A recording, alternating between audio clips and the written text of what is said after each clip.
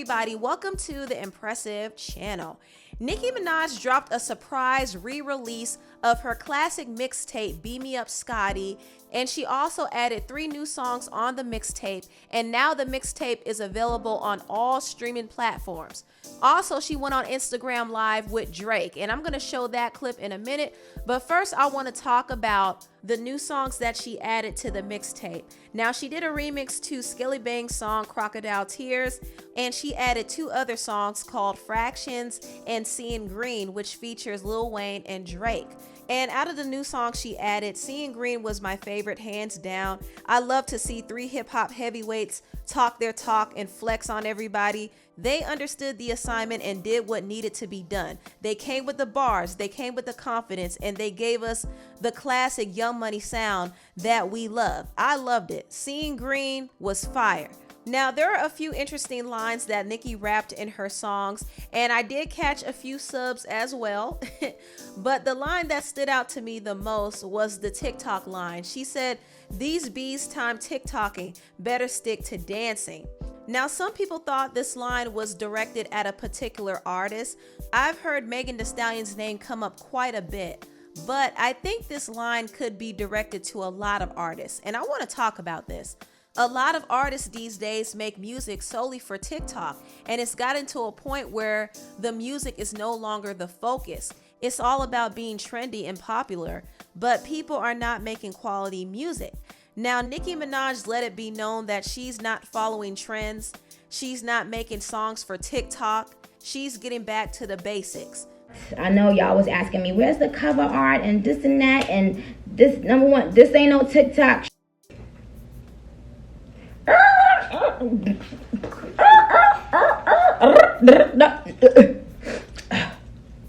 This ain't no TikTok thing, you understand?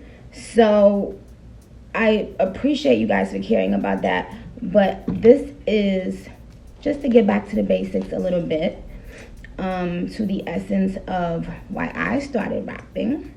So Nicki is getting back to the basics, and I think this was the reason why she re-released her old mixtape and she dropped new freestyles. She wasn't trying to do a big commercial release just yet. She will be releasing an album sometime later, but I think this mixtape was a way for her to kind of get her feet wet again, because she has been on hiatus, but also she wants to bring the bars back. She wants people to remember how she came into the game, and that was through dropping mixtapes and freestyling and writing bars and pushing her music. She wants to stay true to the essence of hip hop and not get so lost in the commercial aspect of it or the TikTok trends.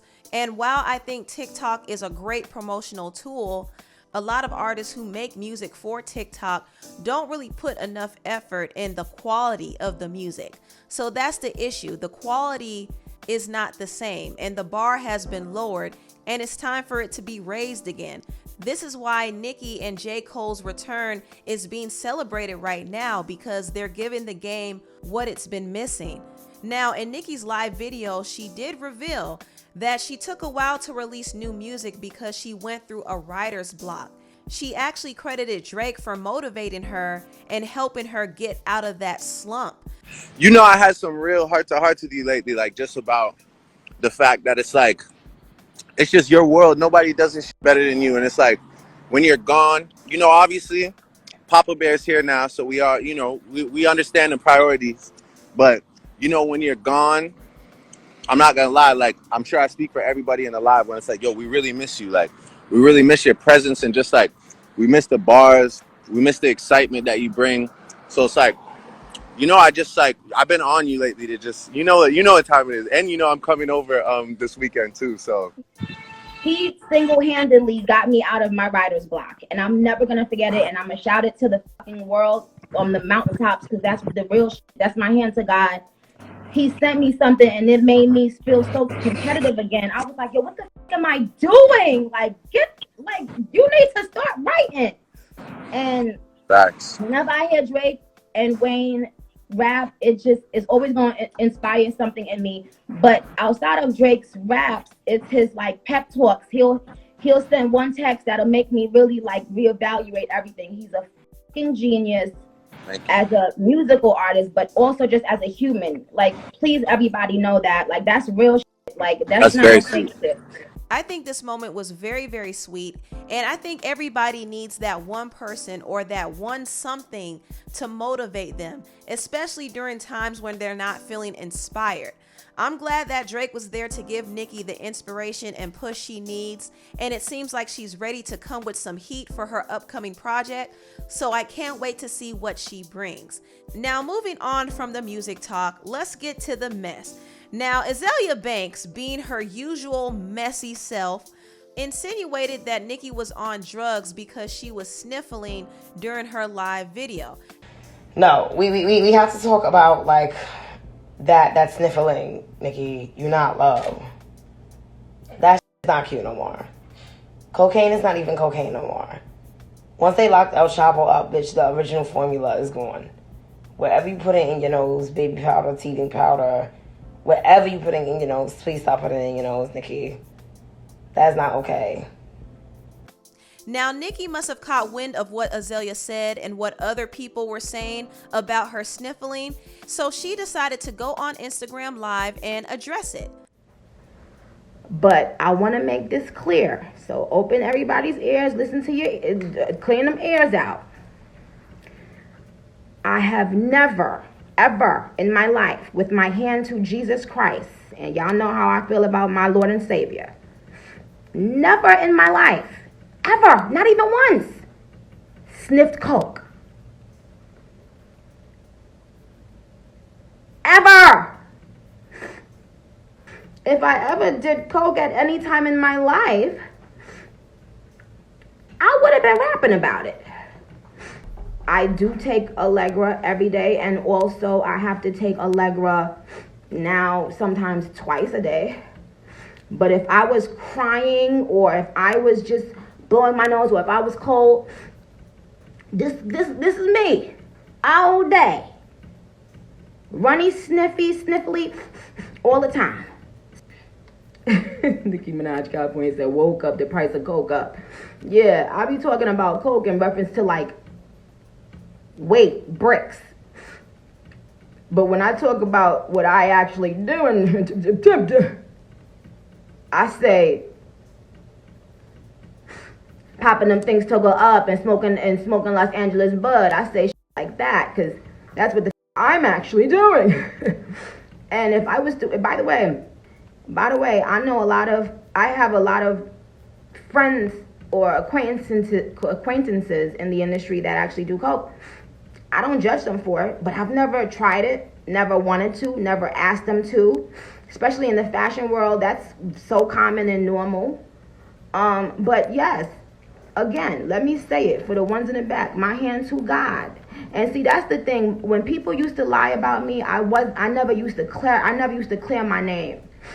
And there was someone who took a major step and told that lie to people. And I never addressed it. I've never in my life, let me say it again, we can do a lie detector test, we can do a hair follicle test, get the hair, my hair is long as fuck, get the hair from my motherfucking scalp all the way down to my pussy, bitch. Cause that's where it reached, my pussy, bitch.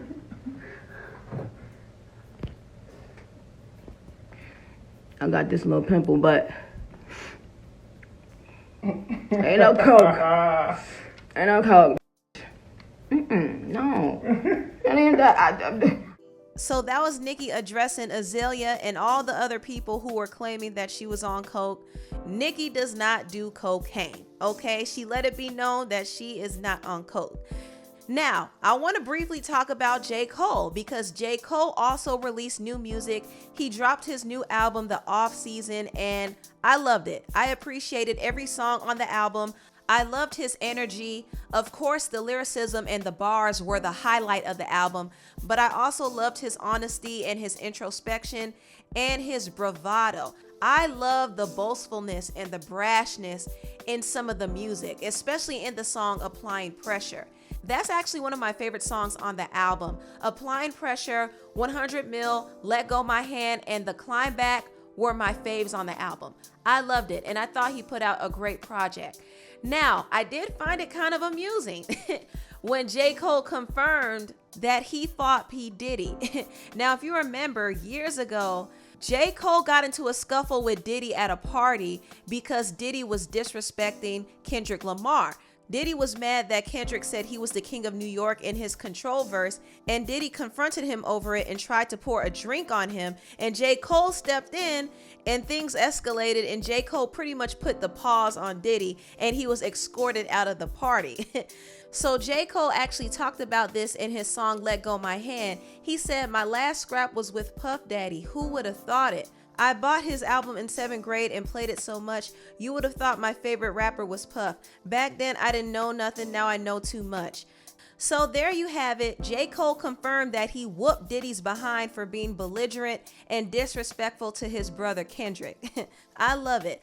Anyway, tell me what you all think about this video down below. Please like, comment, and subscribe, and share this video if you care. Thank you so much for watching, and I'll see you next time. Bye.